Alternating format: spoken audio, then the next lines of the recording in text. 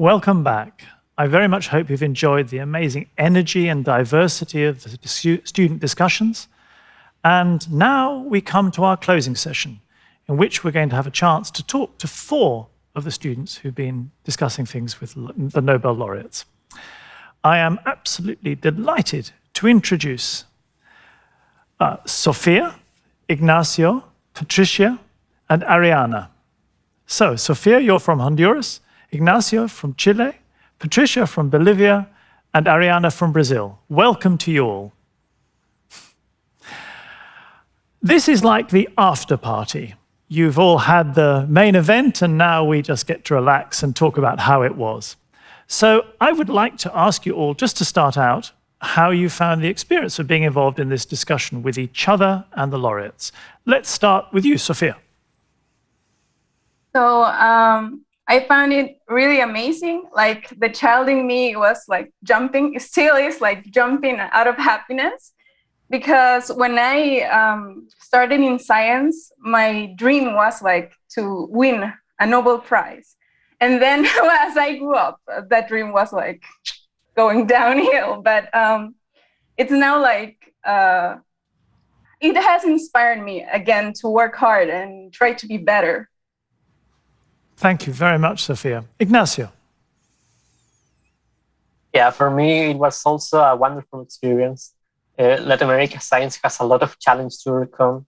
It's in addition to a very present social inequality and political instability. So this is a very common topic to discuss among friends and colleagues. And this event allowed me to know the view of my peers and even a Nobel laureate such as Ben, which was my case. And it was surprised to know how all of us thought similarly about science communication, being a good scientist, or even the teaching of science. It was very rewarding to realize that we are in fact united by science, no matter the country we are from. Thank you. Patricia. Well, hello. I would say that my experience was a very fascinating one, because first we were able to hear the problems that exist in other countries, which is fascinating for me because many of them are very similar to what, I live in Bolivia, or the scientific community faces in Bolivia. And also the interest that people have. Of course, these are different, but it's very nice to be able to understand what they think. Also, in many times during the round table, we were able to reach very beautiful reflections about the role of science in society, the challenges that scientists face, and some important qualities, maybe intrinsic qualities about science that may lead us to a better future and to make the most of science, of course. Thank you very much indeed. And Ariana. So first, it's a pleasure to stay here again. And I think my experience, I really learned how to be the protagonist in my life. And I'm from Brazil. Brazil is not a rich country. And of course, my dream is one day be the Nobel Prize laureate too.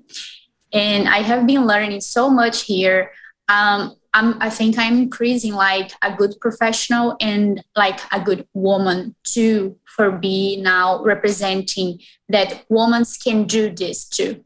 So I have been just learning a lot about all the problems that the world has and how the science, not only the health science, can resolve this. I have been learning about engineering, about economics, so about many things that we have problems right now in the world. And me, like medical student and a future doctor, I have been learning with Elizabeth about how to solve all these problems, how I can be a better human to solve all these problems. And it's just a pleasure to be here and talk with everyone again and just have been learning again. Thank you very much indeed. How lovely. It's really very, very heartwarming to hear how the sessions have impacted you. I must say I worry about you all, because when we did the sound check for this, I asked you what you were doing for the weekend, and all of you said that you were working. So you're obviously a very dedicated foursome. maybe you're representative of all the scientists who were there. Ariana, you asked the question of what advice would you give, you asked the laureates, what advice would you give your younger self? As a result of the discussions, what advice would you give to a young scientist about how to make the most of science and themselves?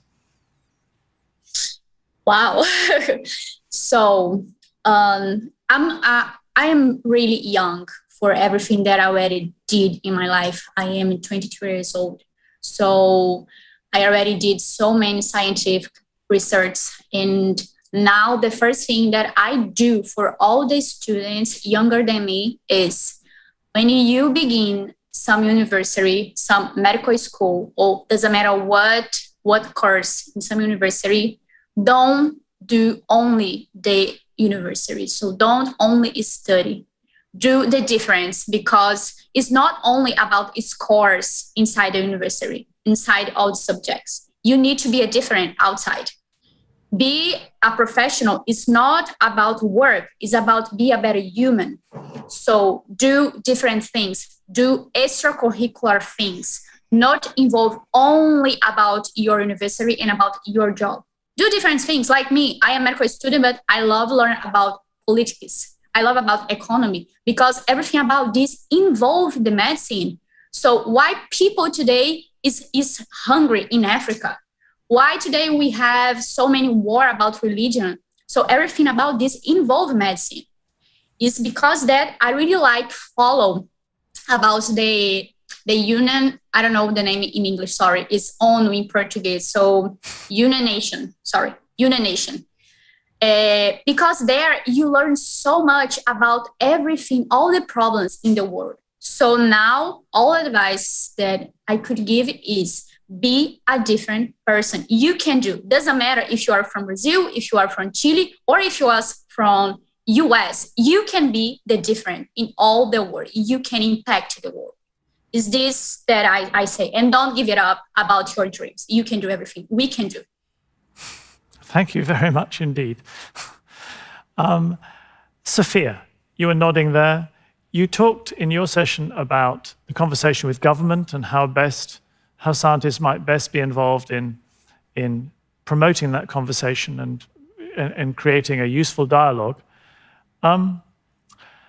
Has the session changed the way that you might approach that? It has a little bit, because in my country, we have a lot of issues with the government and science funding and research, right? So sometimes I have the idea that sometimes I believe that, or some people believe that the government has to give everything to us, but we also need to work hard about it. And I believe that one thing that we can do, and I learned this from my colleagues in the dialogue, is that when the government is not doing something, then you can do it yourself. We can take an active role and show the people, show the society what we are doing, what our research is good for, and how it is beneficial for society, and not just rely on the government to do everything for us. Thank you. You're all mentioning this point that you've learned by listening to each other, and it's very interesting that we brought you together to have this conversation. I guess you really should be talking to each other all the time anyway, and there's a great strength in that. But it's difficult. What are the barriers to doing this? Why do you think that people are not talking to each other as much as perhaps they should? Anybody? Can I come on? Well, in my country, sometimes it was a moment in my life where I felt there are not many physicists, right? At the moment, there are a little bit more, but there was a time where I felt like there was nobody around me that was studying the same thing that I was researching. So I felt very alone. And I always thought, well, there's no one here, then probably there's no one in Guatemala, which is very nearby. But and that was a thing that always made me stop contacting other people, because I didn't know that these people existed. But then through courses and stuff, I met other people that were very near me. And then I thought to myself, okay, so it's much easier to reach them than what I thought. So it was basically a little bit of my fault because I didn't search for these people that were near me. Does anybody else want to comment on that? Ignacio, maybe? Yeah. Well, usually the main spaces where we can interact among local students in Latin America are congresses or meetings. And well, due to the pandemics, this became harder to achieve from last year. But one great thing that emerged from this was the online meetings. So just before the pandemics, the principal barriers, I think, was essentially the physical barriers. But with these online meetings and with this dialogue, for example, we can we learn that actually it's very easily to connect with others. The collaborations that we can create only by a Zoom meeting, for example, are very great. In the pandemic, actually, in my laboratory, we started to collaborate with people in Colombia. And it was very easy. We had some data that we acquired before the pandemic. We shared them in a drive and they analyzed it, take a bit more data. When we here in Chile, we went to the laboratories due to the health issues. And that collaboration, maybe before the pandemic, would have relied only on physical interactions, just like traveling, for example. But with this online meetings and this online life, we learned that it's more easy than we thought to collaborate. Yes, I suppose the barriers have really come down. And indeed, I mean, one of the questions you asked in your session was how people in Latin America can collaborate more effectively with each other and also with those outside of Latin America. Yes, the online has opened up a whole world, of course. Yeah. Yeah, totally. Patricia, do you want to comment on this?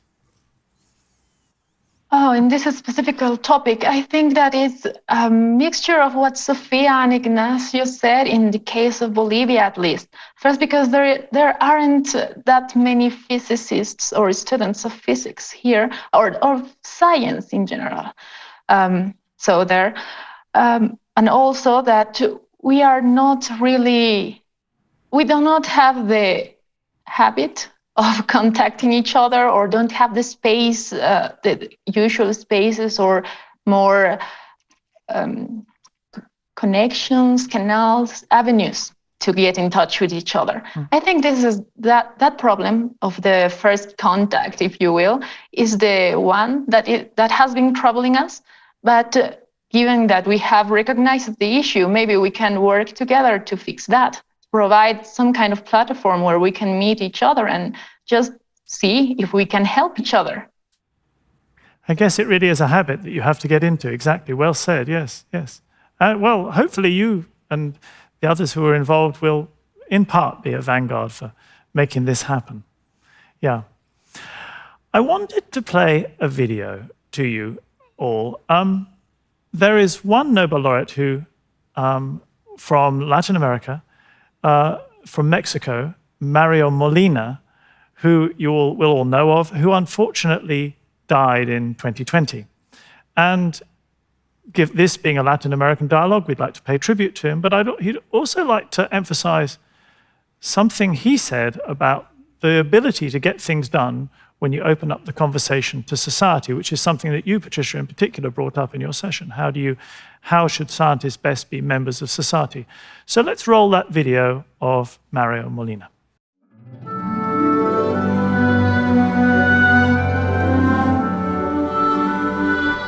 We made these discoveries early 1970s, but it was only until 1985 that this international agreement was agreed upon. We did it, and the ozone layer is recovering. There was a problem that society had to respond to. We decided that we had to communicate this to society. But for people in government to respond, they often need to have public opinion in their favor.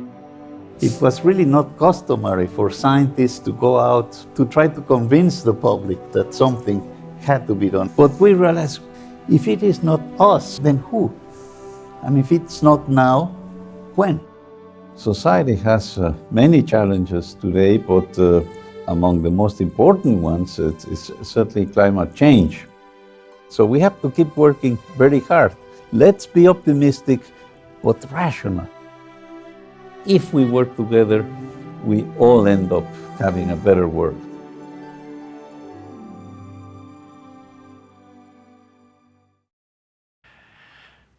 Mario, of course, was one of the people who was instrumental in proving that CFCs damage the ozone layer, and that discovery it finally led to a ban on CFCs and the gradual recovering of the hole in the ozone layer, particularly over Antarctica. It's a very hopeful story of science and science communication.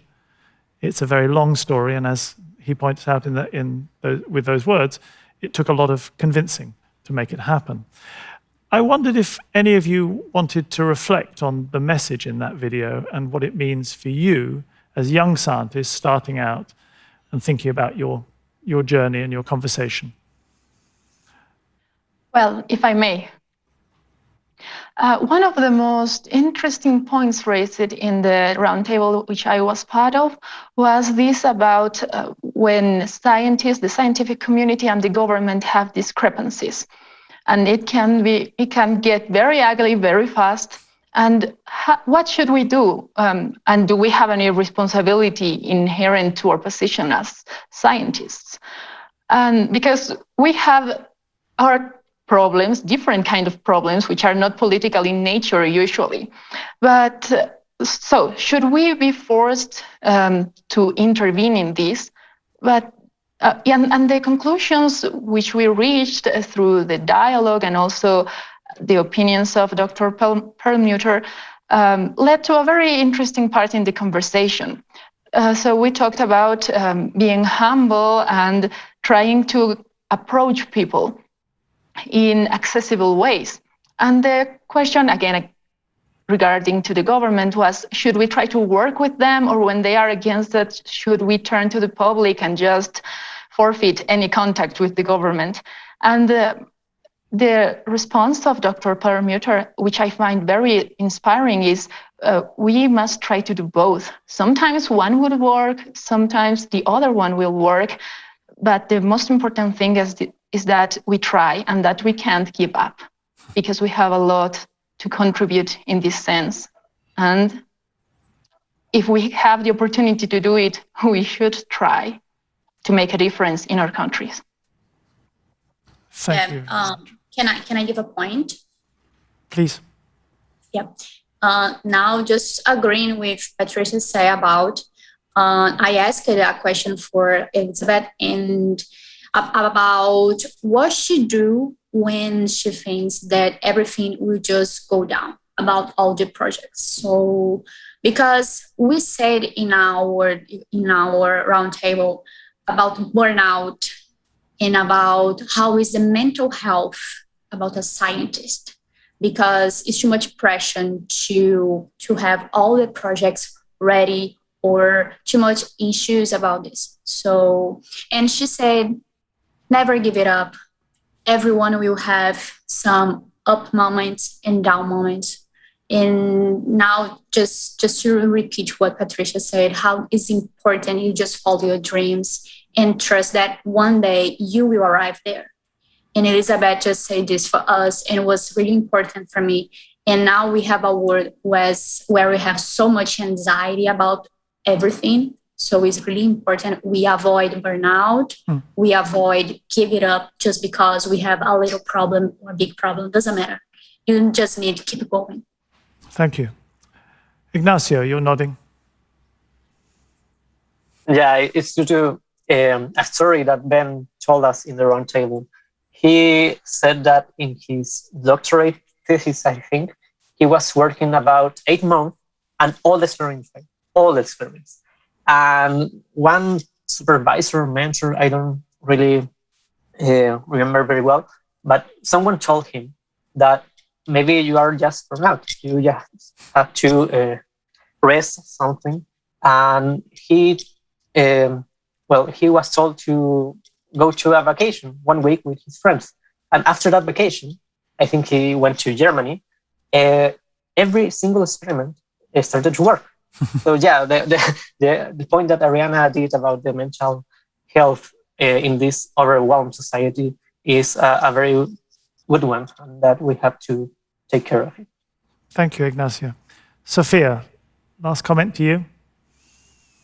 I agree with the mental health issue. I believe in 100% in Ignacio's story, what he said, because I have been in that position where I am studying, right? And I don't understand anything and nothing is working. And then my dad, he's a physicist, so I have learned a lot from him. So he told me one time, okay, if nothing works, just leave everything there, go for a walk, and then come back with a rested mind, and you will find the answer. And I believe that this is true.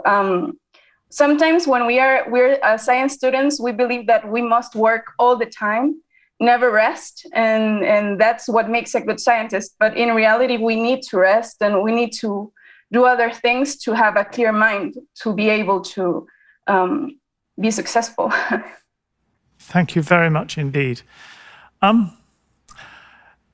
You're clearly all such exceptional young scientists and so dedicated.